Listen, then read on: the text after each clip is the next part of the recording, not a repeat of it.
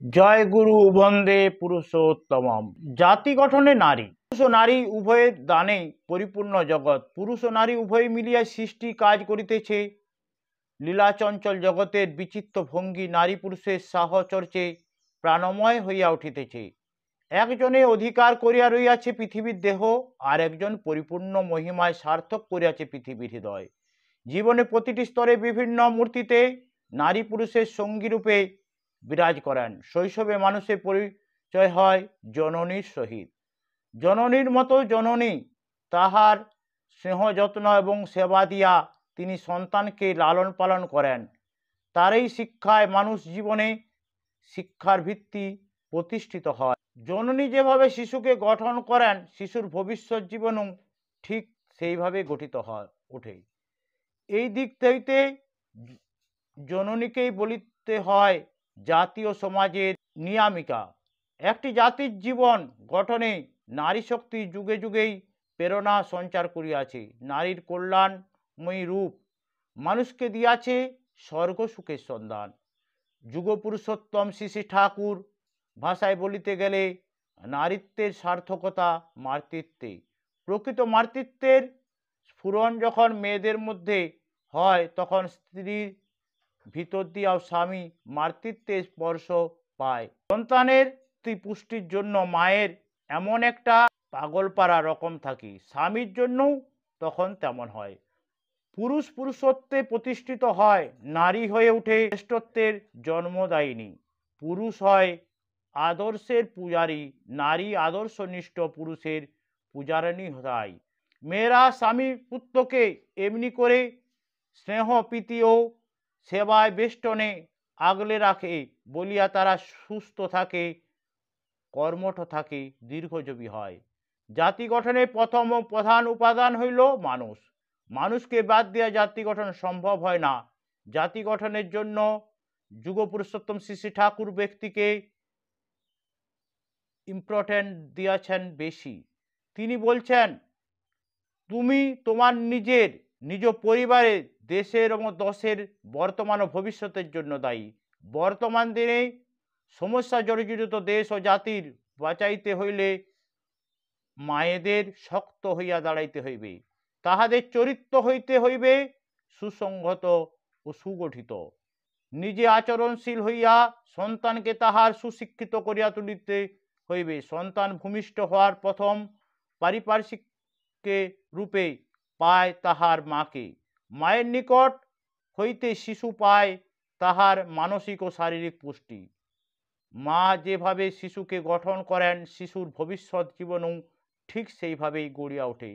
মায়ের মধ্যে সন্তান যদি গুণবতী ও জ্ঞানবতী মহাদেবীর রূপ সন্ধান পায়, তাহা হইলেই শ্রদ্ধার মধ্য দিয়েই সেই সন্তান মাতৃভক্ত হইয়া উঠিবে। মাতা পিতার প্রত্যেকটি আচরণ জ্ঞাতে এবং অজ্ঞাতে সন্তান অনুকরণ করে। শিশু কথা বলিবার পূর্বেই বিছানায় শুইয়া শুইয়া মাতা পিতার আচরণ হইতে যাহা শিখিয়া লয়, তাহাই তাহার ভবিষ্যৎ জীবন গড়িয়া তোলে। মাতা পিতা যদি সদ্গুরুর অনুশাসন মনোবাক্যে মানিয়া চলেন, তদনুযায়ী নিজেদের চরিত্র চলন নিয়ন্ত্রণ করেন, তবেই সন্তান হইয়া উঠিবে দেব শ্রদ্ধাবান, ইষ্টপ্রাণ, শ্রেয়কেন্দ্রিক। আর মাতা পিতা যদি আদর্শ জীবন পরস্পর কলহ পরায়ণ হয়, ক্রোধাদি প্রবৃত্তি বংশে দাম্পত্য কলহ সৃষ্টি করিয়া সন্তানের সম্মুখে যদি কর্তব্য আদর্শ স্থাপন করেন, তবে সন্তান মাতা পিতা উভয়ের উপর যে শ্রদ্ধা হারাইবে, নিজের ভবিষ্যৎ দাম্পত্য জীবনে বিষমী পরিণতির বীজও পুঁতিয়া রাখিবে। তাই পরম প্রেমময় শ্রী শ্রী ঠাকুর মানুষের দৈনন্দিন জীবনে সাধারণ ত্রুটিটুকু সম্বন্ধে সতর্ক করিয়া দিয়া বলিয়াছেন, মাতা পিতায় ঝগড়া করে ছেলে পেলে দেখে, গোল্লারেই সদরদারে বাছাগুলো রাখে। ন্যায়বান ও চরিত্রবান মানুষই জাতি গঠন করে। মানুষকে প্রকৃত মানুষ করে দায়িত্ব মায়েদের।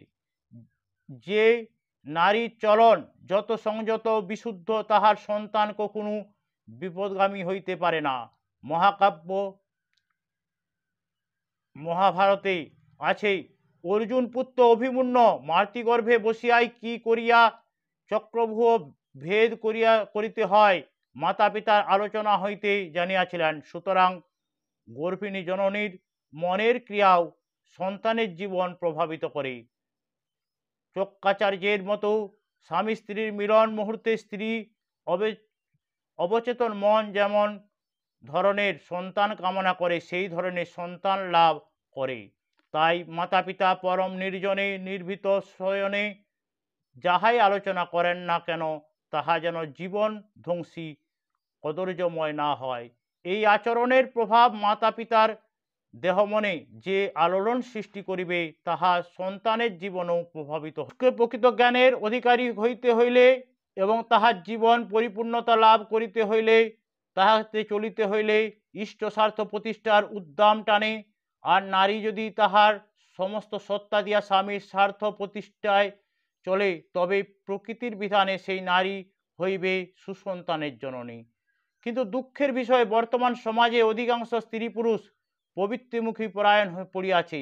ফলে দাম্পত্য জীবন ও সংসার জীবনে সুখের পরিবর্তে দুঃখ, শান্তির পরিবেশে অশান্তি দেখা দিয়েছে। তাই দেশের সর্বত্র আজ ভীষণ দুর্দিন, হিংসা, দেশের হানাহানি, অস্থিরতা, উদ্বেগ, অশান্তি, ব্যষ্টি ও সমষ্টি জীবনে কোথাও আনন্দ ও শান্তির লেশমাত্র নাই।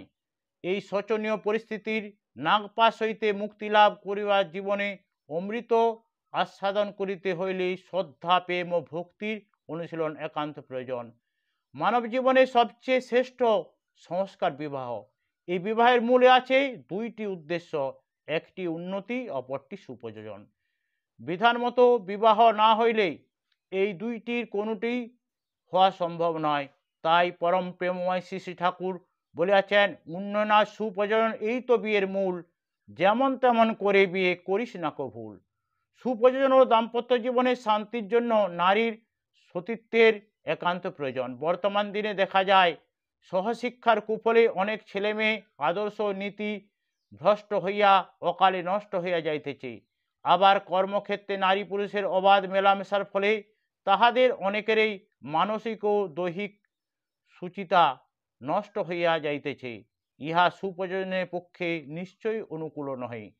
নারী পুরুষের যদি অবাধে মেলামেশা করিতে দেওয়া হয় তাহা হইলে যে কোনো অসতর্ক মুহূর্তে নারী জীবনে স্খলন আসিতে পারে।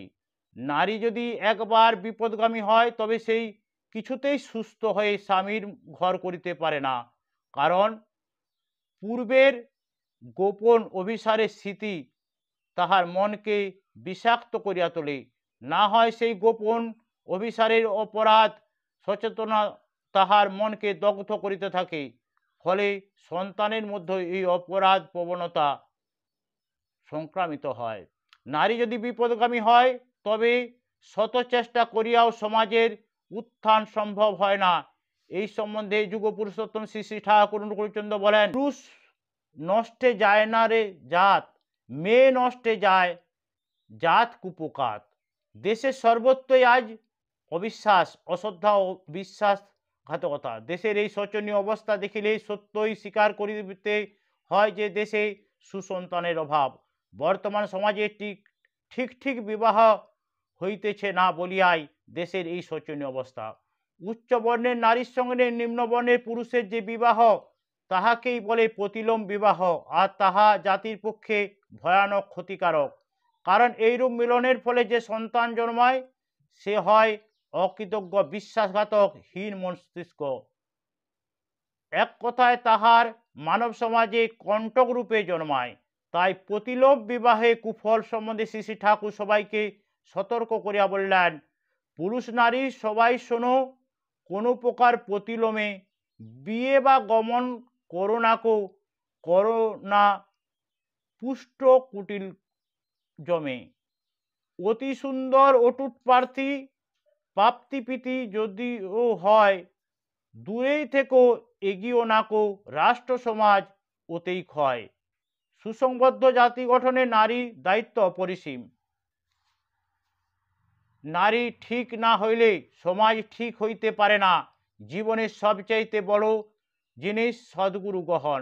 কারণ সদ্গুরুকে অনুসরণ করার মাধ্যমে যে চারিত্রিক ত্রুটি ফুটিয়া ওঠে তা জাতির এক মহাসম্পদ। জাতির কথা ভাবিতে গেলে প্রথমেই জনের কথা ভাবিতে হয়। জন যত উন্নত হইবে জাতিও তত উন্নত হইবে। এই ব্যক্তি নিয়ন্ত্রণের জন্যই শ্রী শ্রী ঠাকুর জনে জনে যজন যাজন ইষ্টভীতি প্রবর্তন করিয়াছেন। শ্রী শ্রী ঠাকুরের আশীর্বাদ এমনভাবে প্রতিষ্ঠা করিতে হইবে সমাজে যেন প্রতিলোম বিবাহ একটিও না হয়। প্রতিটি মানুষ যাহাতে পিতৃকেন্দ্রিক, মাতৃকেন্দ্রিক ও আচার্য কেন্দ্রিক হয়, সেই জন্য শ্রী শ্রী ঠাকুর ভাবধারাকে ঘরে ঘরে চালিয়ে দিতে হইবে। নারীর সহজাত গুণ যেমন ধর্ম, নিষ্ঠা, সেবা, শুশ্রূষা, সাহায্য ও প্রেরণা, এই গুণগুলোকে নারী চরিত্রে ফুটিয়ে তুলতে হইবে যেন নারীর সংস্পর্শে সে পুরুষ শ্রেষ্ঠের দিকে আরও অগ্রসর হইতে পারে। তবেই দেশে দেব সন্তানের সৃষ্টি হইতে পারে। বর্তমান যুগ ও সমস্যার সমাধানকারী সর্বপরিপূরক যুগ পুরুষোত্তম পরম প্রেমময় শ্রী শ্রী ঠাকুর অনুচলন যে সকল নির্দেশ রাখিয়া গিয়েছেন, শ্রদ্ধা সহকারে সেগুলো উপলব্ধি করিয়া নারী জাতি যদি নিজেদের চরিত্র ও চলন নিয়ন্ত্রণ করেন, তবেই একটি আদর্শ জাতি গঠন সম্ভব হইবে।